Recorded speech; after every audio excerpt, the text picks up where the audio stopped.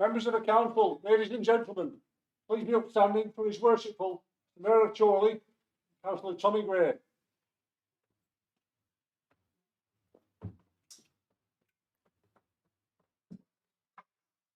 Good evening, members.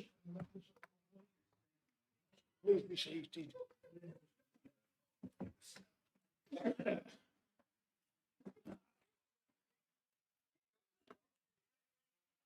Right.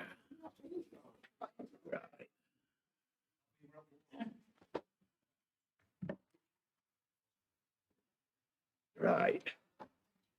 My name is Councillor Gray and I am the Mayor. Welcome to this special council meeting. Before we start the unusual proceedings, I am sure you have all been extremely saddened to learn of the death of former councillor and Mayor John Lucas. We now will have a minute's silence.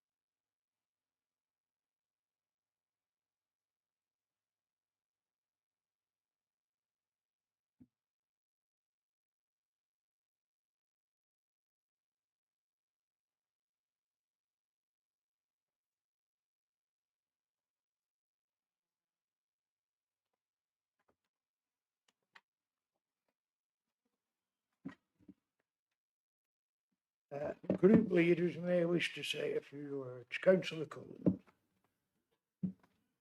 Thank you very much, Mr. Mayor. I'm certain not many here will remember John. It is, quite some time since he was on the council and quite some time that he was mayor. But he served for many other functions within the locality. He was a justice of the peace.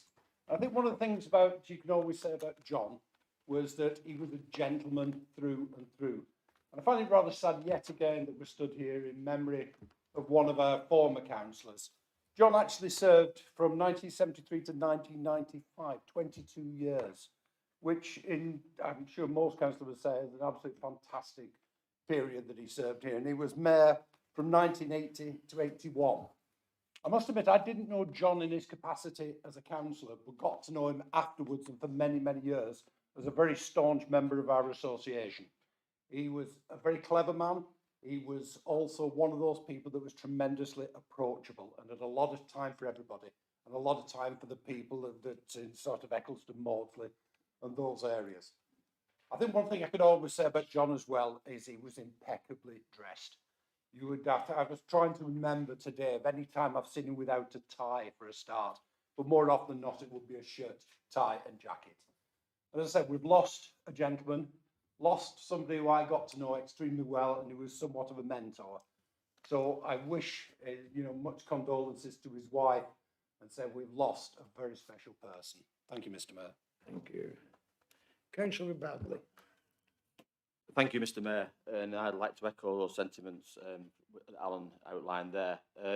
He was a very prominent Conservative in the Western parishes, and obviously coming from Eccleston myself, he was a very prominent local politician, a long-standing sparring partner of Councillor Whittaker over here, and I knew him very well because he was also the farmer at Heskin Hall, and I used to work on Smith's farm at the other end of Eccleston, so in that world, again, he was very well known and very well respected.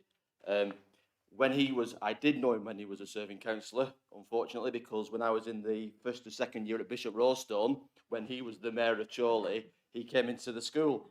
And I remember standing in the queue to because obviously I knew him from the village, he was Mr. Lucas.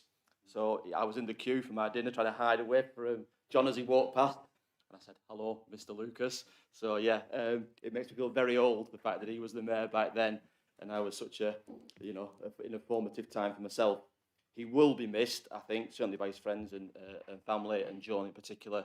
And I know he's not been well recently, so it is a shock. But I think, yes, he was a well-known character in the area, and he will be missed by many. Thank you, Mr. Mayor. Councillor Whittaker.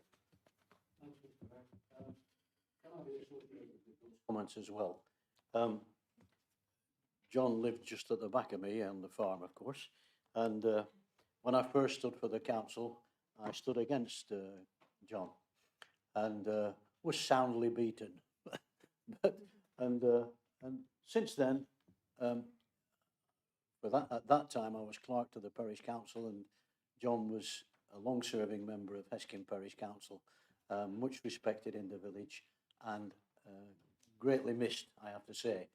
Since that time, we often met, and it was always very amenable and friendly, and typical of John, a good man to know, and will be missed. Thank you, Mr. Mayor. Thank you. Right. Members of the public are welcome to observe the proceedings on YouTube. For those members of the public with us in the council chamber, please remain seated and remain quiet during the proceedings. Due to regulations surrounding voting, only those members physically present are able to vote. Some housekeeping. We are not expecting a fire drill, so if the alarm sounds, please exit the way you came in. Please ensure that any mobile phones are switched to silent. If the technology fails, I may adjourn the meeting to try and resolve the issue.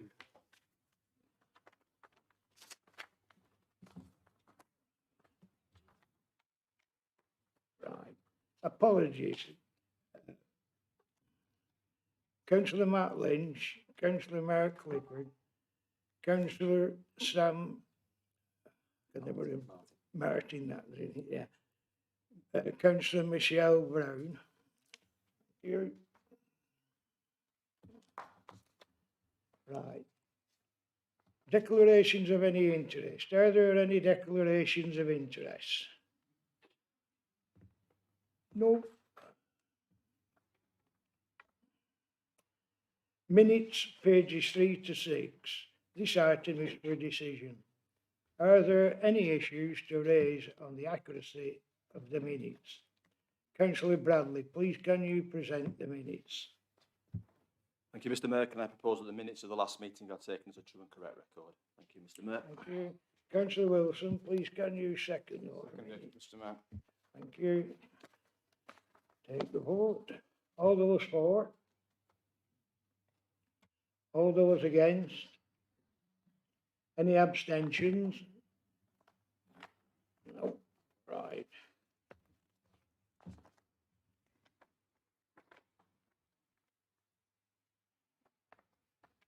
Mayoral announcements.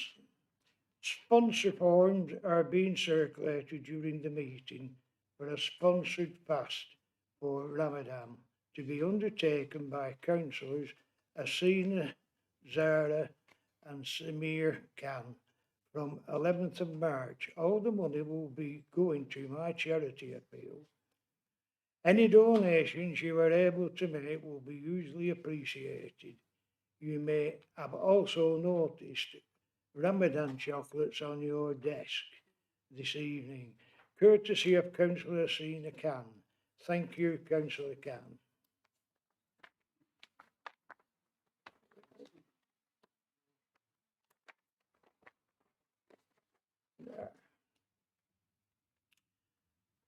Public questions. We have 3 public questions this evening. The questions have been published in advance and shared with all members. The relevant executive member will answer each question from their seat. The questioner can ask one short related supplementary question. Councillor Howarth, please can you answer the first question? Thank you, Mr. Mayor.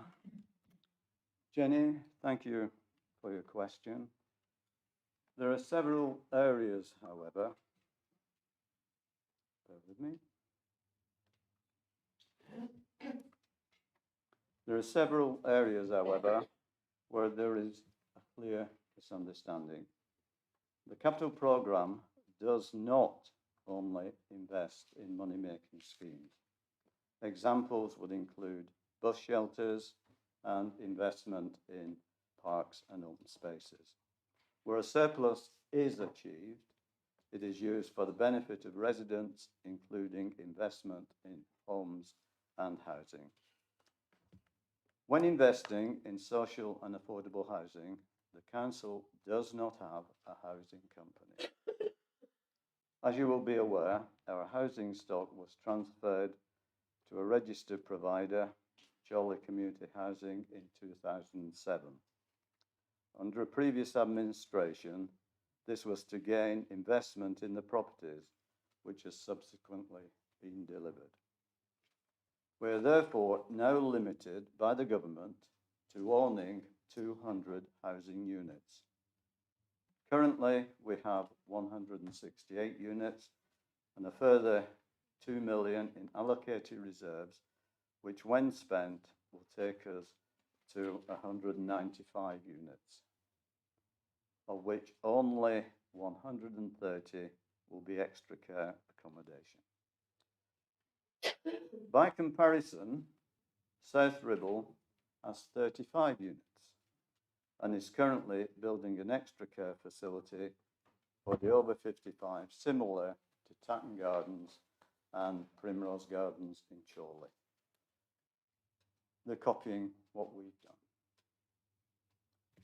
Last year, the council also invested in a new post of Housing Standards Officer.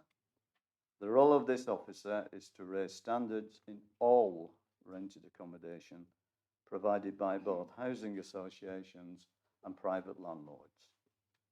The officer will investigate complaints.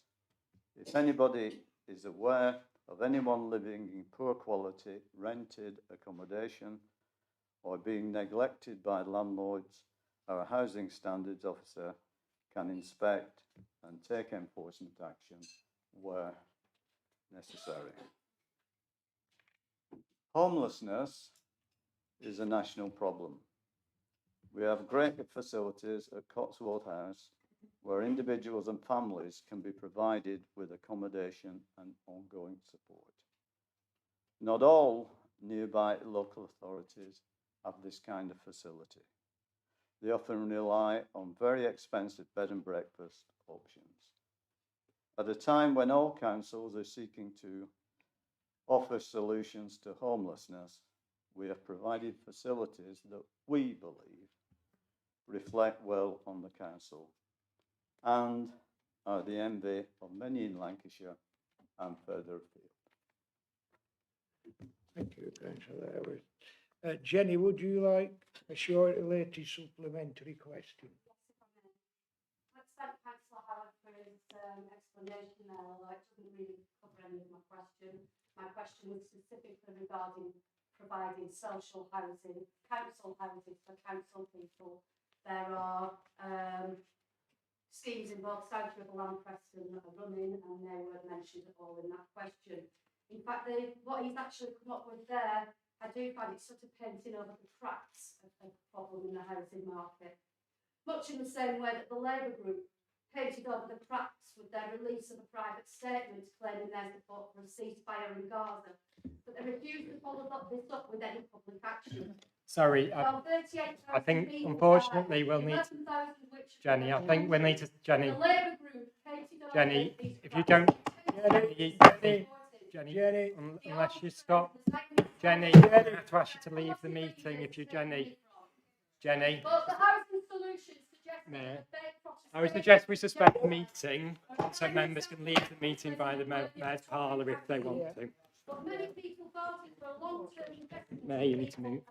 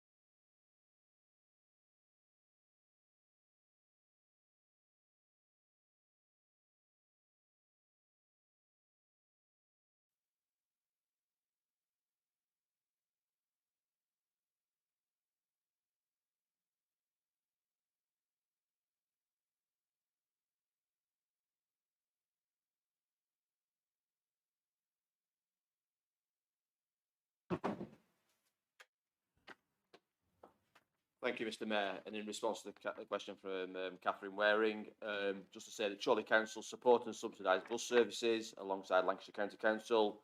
For the financial year to date, we have spent £60,000 roughly supporting local bus services. We estimate that we'll spend £85,000 by the end of the year, which is more than we spent last year, which was £65,000 in the year 22-23. We currently support 4 routes that were subject to proposed cuts in the past, and that was to ensure a service to residents.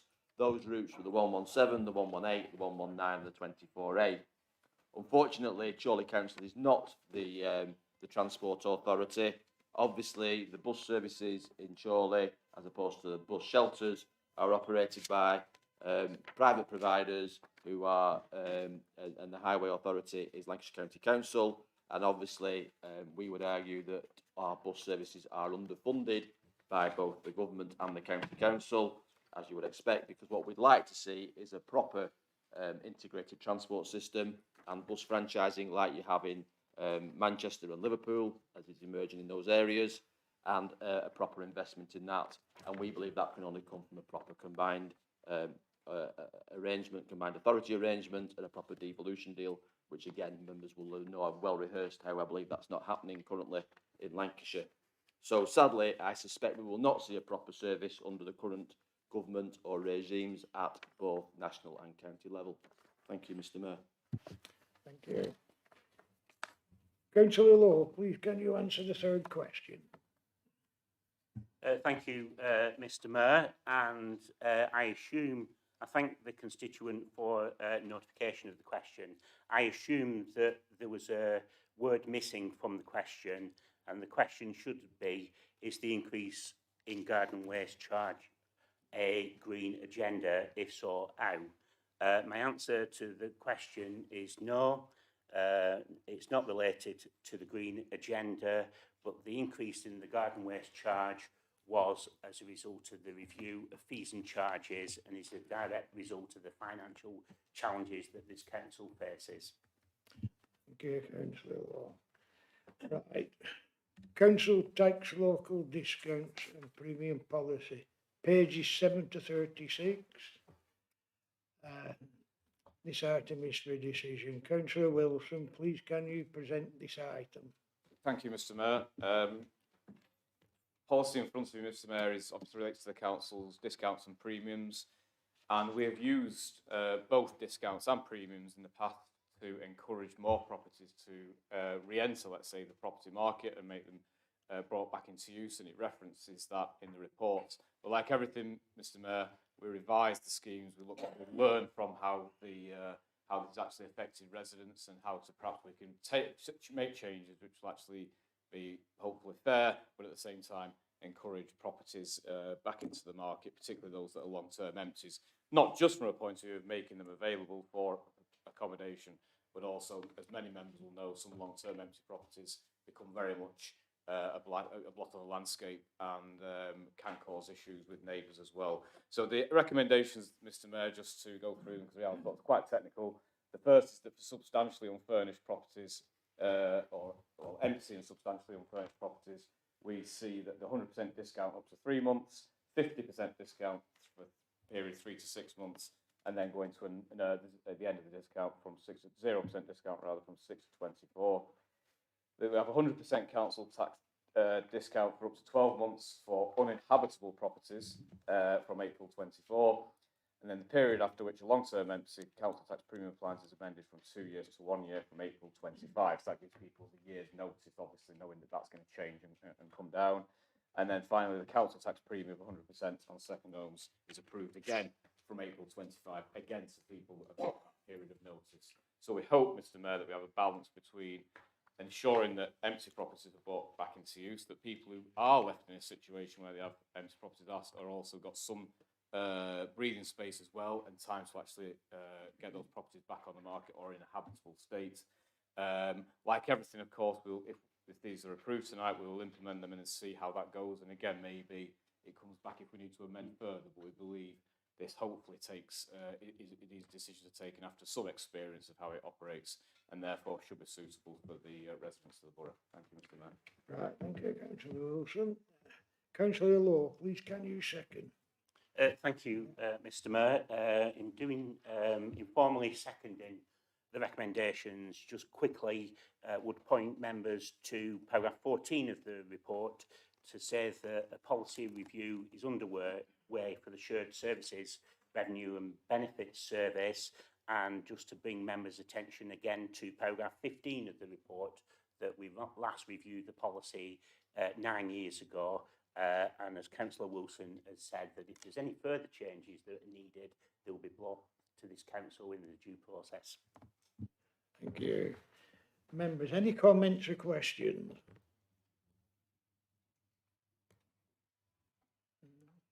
No. Please can we move to the vote? All those for? All those against? Any abstentions? No.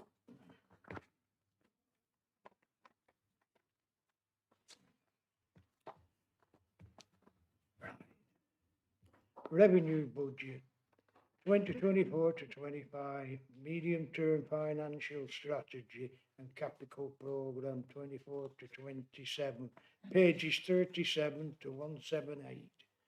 This item is for decision. Councillor Wilson, please can you present this item?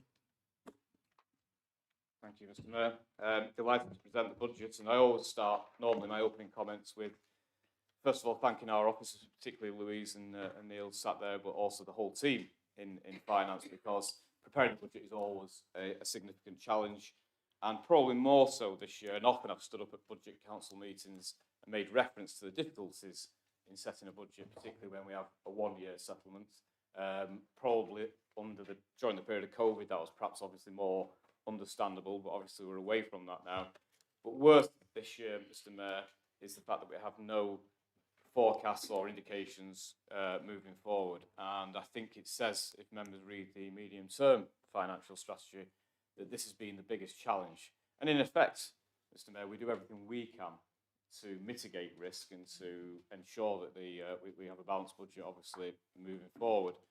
That's very, very, very difficult, almost impossible to an extent, to be accurate when you're not given any indication. And although I know there is a general election coming this year, and we all know there's a general election coming this year, I think it's the responsibility of government to provide those forecasts, still to provide those indicators that we need, and not to do so, not just for this council, but for councils across the country, is pretty poor, even from this, what I would call, tired and incompetent government. But even by their standards, this is one step beyond the normal low level of service we expect. So I do thank our officers in particular in the work that they've done and in helping us forward plan, because that's the key, Mr Mayor. When we look at the budget papers in front of us, we know we have a balanced budget for this year, and I'll come to some of the measures that are included in that and some of the areas of investment that we're looking to address.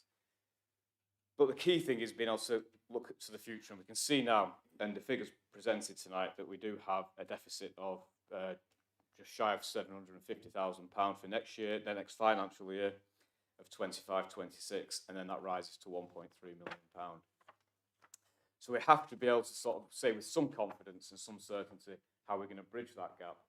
And the reality is, Mr Mayor, that the work of this council and the work of this Labour administration over the past 12 years has made sure that we've been able to balance our budgets, plan for the future, absorb those cuts in local government funding, and not just the cuts actually in numbers, but the real terms cuts when we look at the rate inflation's gone up, particularly in the last 2 years.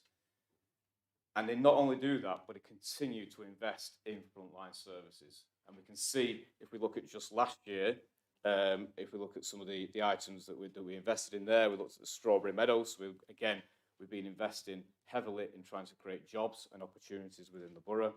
We've had significant investment in the green agenda, whether that's been work with the tree planting that we've done.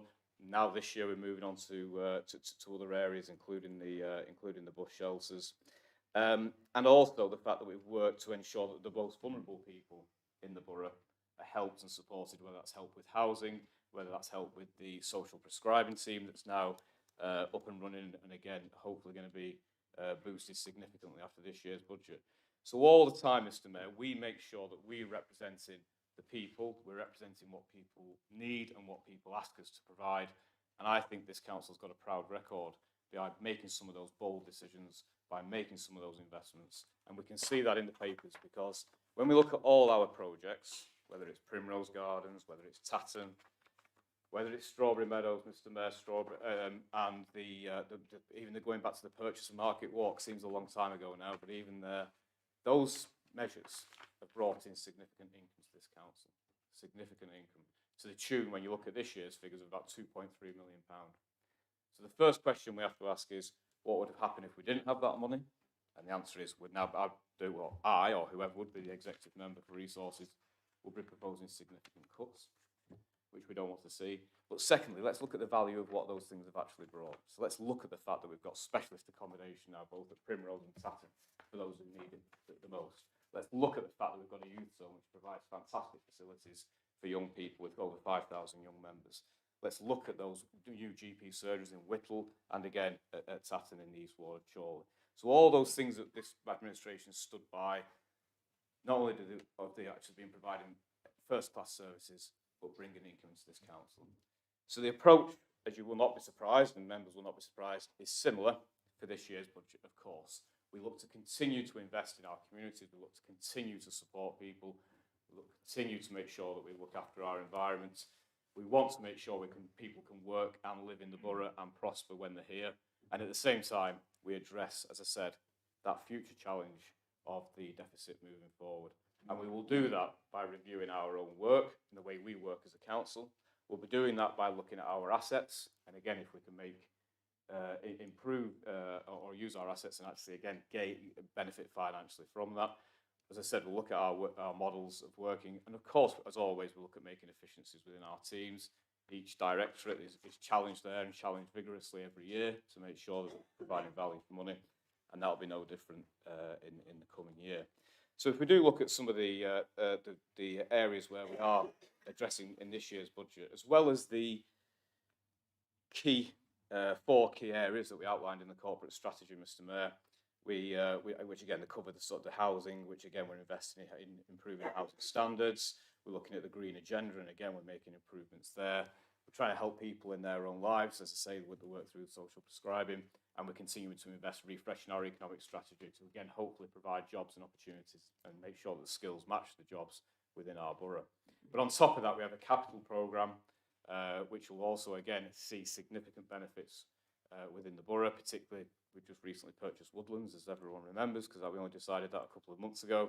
And again, we hope to bring through a mixed development there. And again, we're looking at investing further into our town centre, although the figures aren't in this year's budget, of course, but we know that is coming, that the £20 million is coming. So again, we have to be ready to take on that challenge and deliver some change for our town centre. With all that, of course, we make sure that, as I say, we balance the budget. And part of that is through our council tax, because as we can see in the report, we only have two real main sources of income. One is business rates, the other is council tax. So we have proposed a 2.99% increase in council tax for this year. And we never take those decisions lightly, because we are asking residents for more money, and people, quite rightly, will always want to question that because things are tight.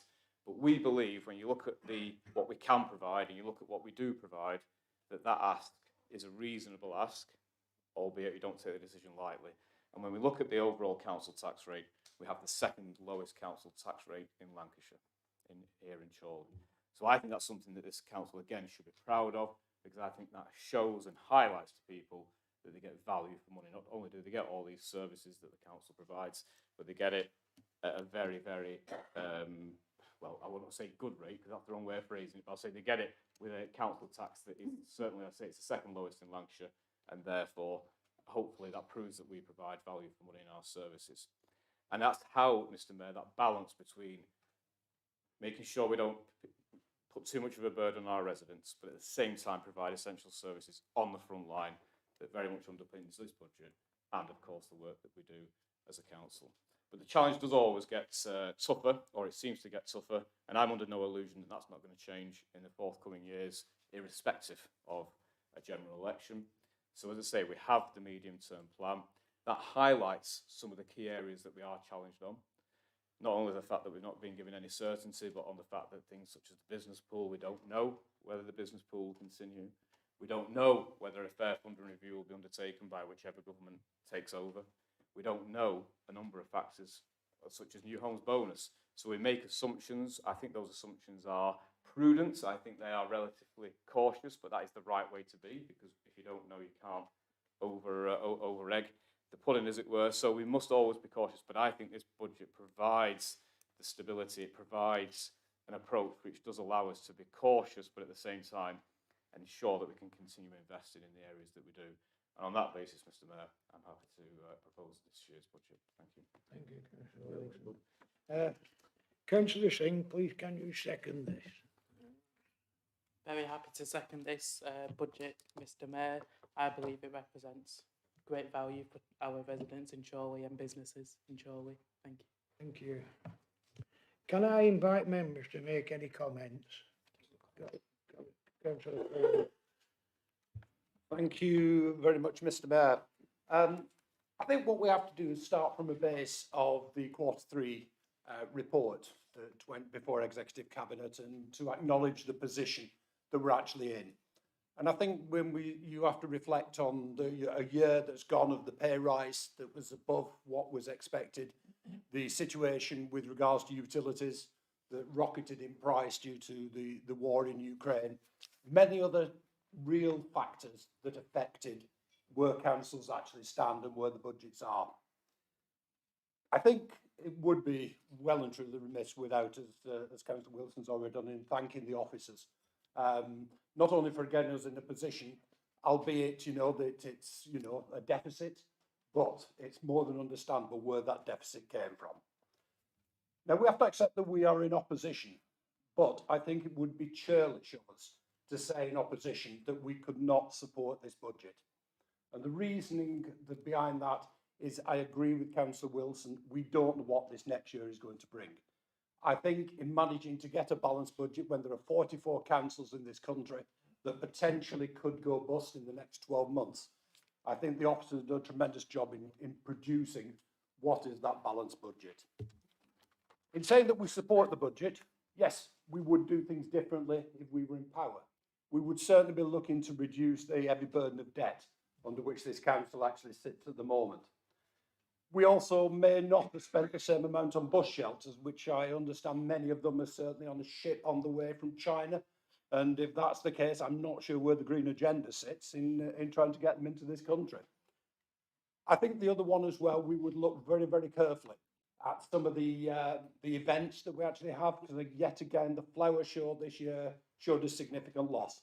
And could I ask the leader whether he would consider actually producing requesting ONS to actually look at the events we have, to look at the structures of costing, to look at whether we could make any significant revenues in some of those areas.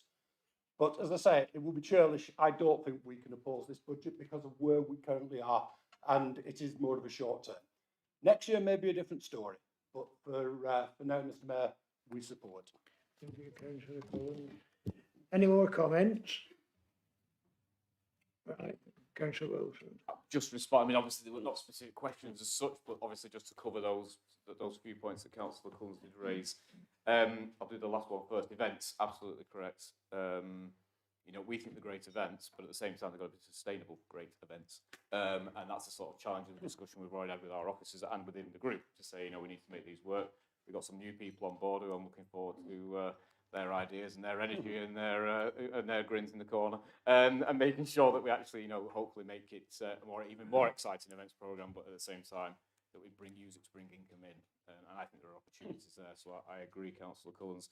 Bush shelters, yeah, I think yes. I mean, unfortunately, we couldn't accommodate or legislate for a dispute in the ocean on the high seas, as it were. But look, that's what's happened.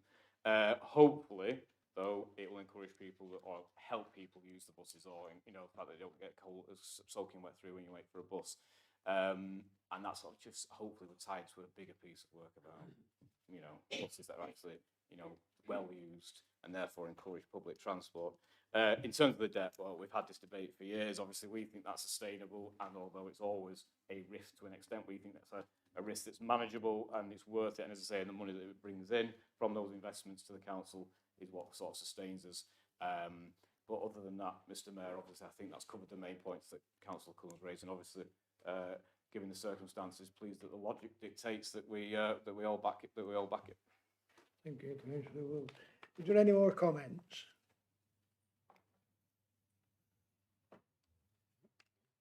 No? Right. We need to take a recorded vote on this item. Chris? So this is for the recommendations in the report.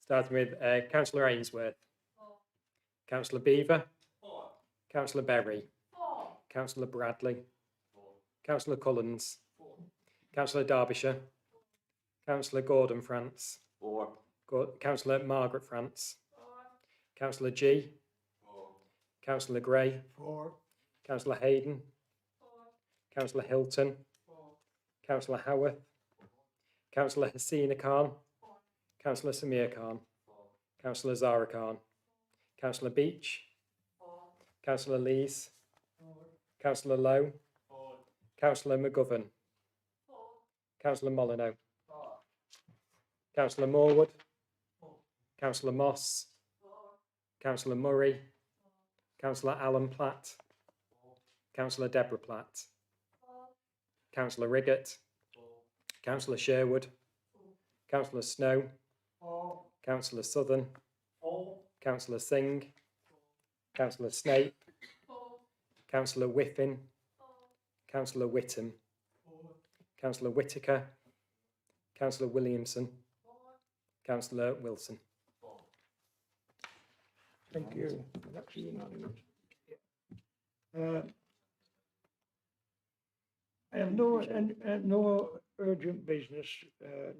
Previously agreed with the Mayor. I have no urgent items. I now declare the meeting closed. Thank you for your attendance.